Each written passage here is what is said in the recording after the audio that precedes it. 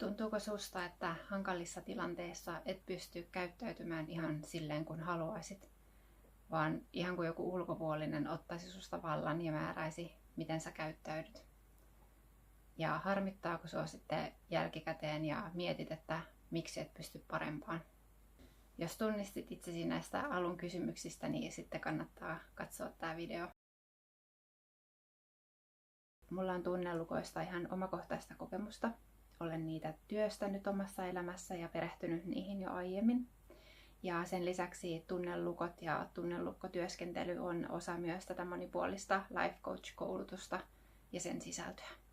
Tunnelukko on lapsuudessa ja nuoruudessa opittu tapa ajatella, reagoida, tuntea ja käyttäytyä.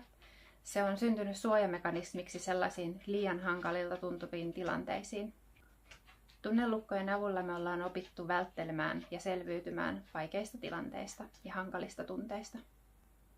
Kun tunnelukko aktivoituu nykyhetkessä, me palataan lapsuuden tunnekokemuksiin ja ruvetaan toimimaan niiden lapsuudessa opittujen selviytymismekanismien mukaisesti.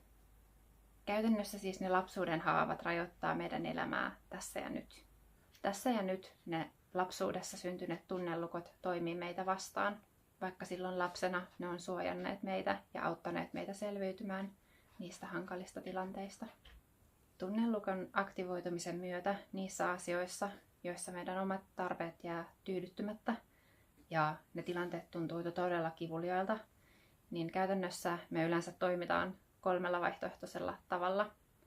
Joko me hyökätään, tai sitten me alistutaan, tai ruvetaan välttelemään. Meillä kaikilla on tunnelukkoja, ja se johtuu ihan vaan siitä, että yksikään vanhempi ei pysty täyttämään kaikkia lapsen tunnetason tarpeita. Se on vaan mahdotonta. Tunnelukkojen voimakkuus riippuu sitten siitä, että mikä on sun perustemperamentti, eli se biologinen ja perinnöllinen osa sun persoonallisuutta, niin sillä on tosi suuri merkitys siihen. Ja tämä myös vaikuttaa siihen, että vaikka sisarukset olisi elänyt saman lapsuuden, niin heille ei todellakaan välttämättä ole syntynyt niitä samanlaisia tunnelukkoja. Ja sitten toinen asia, mikä vaikuttaa siihen tunnelukon voimakkuuteen, on se, että kuinka haitallisia ne lapsuuden kokemukset sitten todellisuudessa on olleet siellä lapsuudessa. Tunnelukot voi sitten näyttäytyä tosi monella eri tavalla, koska niitä on tämän tunnelukkoteorian mukaan 18 erilaista. Yleisesti ottaen voisi kuitenkin todeta, että tunnelukot saa meidät yleensä kohtelemaan muita huonosti. Ne saa meidät kriittiseksi ja syyllistäväksi. Ne tunnelukot voi saada meidät uhrautumaan läheisissä ihmissuhteissa, kun me halutaan vältellä syyllisyyden tunnetta. Tai ne voi saada meidät mukautumaan ryhmään, kun pelätään ulkopuoliseksi jäämistä. Tai ne voi saada meidät alistumaan vaativien ihmisten kanssa, kun me pelätään hankalia seurauksia. Ja valitettavasti ne tunnelukot saa meidät myös menemään sellaisiin ihmissuhteisiin yleensä, jotka vaan sitten vahvistaa sitä meidän kokemusta ja niitä tunnelukkoja. Eli esimerkiksi on hyvin tavanomaista, että alkoholistin lapsi menee suhteeseen alkoholistin kanssa. Mulla itselläni nämä tunnelukot on näyttäytynyt siten, että olen muun muassa mielessäni puhunut itselleni todella rumasti ja syyllistäen, vaatinut itseltäni ja muilta tosi paljon ja tuntenut syvää arvottomuuden ja huonommuuden tunnetta. Mä olen vaatinut itseltäni lähes täydellisyyttä ja sen seurauksena tietysti vaatinut muiltakin vähän liikaa. Ja koska mä oon ollut niin vaativa itseäni kohtaan, niin sitten mä oon myös osannut syyttää itseäni todella rankalla kädellä omista virheistäni. Eli oon uhrautunut ja laittanut muut itseni edelle ja hävennyt ja murehtinut menneitä. Mulla ne on ollut aika voimakkaita ja hallinnut todella vahvasti mun elämää. Tää on ollut mun oma kokemus tunnelukoista. Tunnelukot siis käytännössä laittaa meidät kätkemään ne meidän todelliset tunteet, koska se on tämmöinen suojamekanismi, joka yrittää suojata sitä meidän kaikista herkintä sisintä. Ja sitten sen lisäksi ne tunnelukot saa meidät välttelemään ongelmista, puhumista ja välttelemään niitä hankalia tilanteita kaiken kaikkiaan.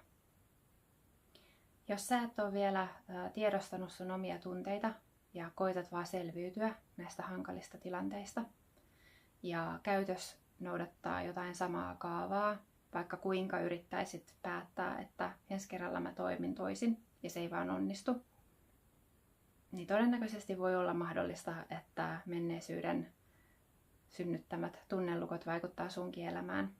Ja mä haluaisin muistuttaa, että meistä kukaan ei ole pelkästään olosuhteidensa uhri.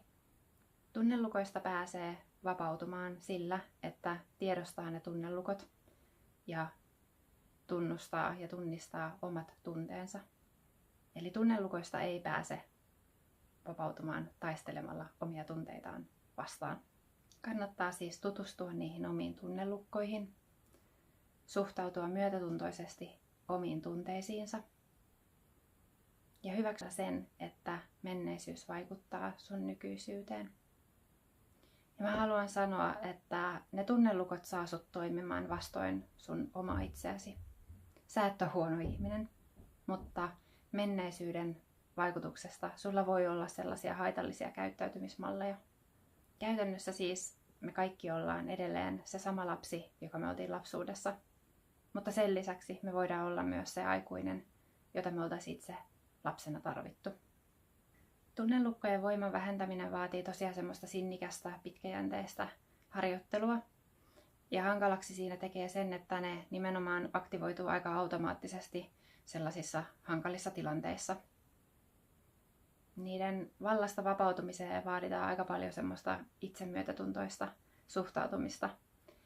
Ja se voi olla tosi hankalaa ihan jo sen takia, että sä katselet maailmaa niistä tunnelukoista käsin.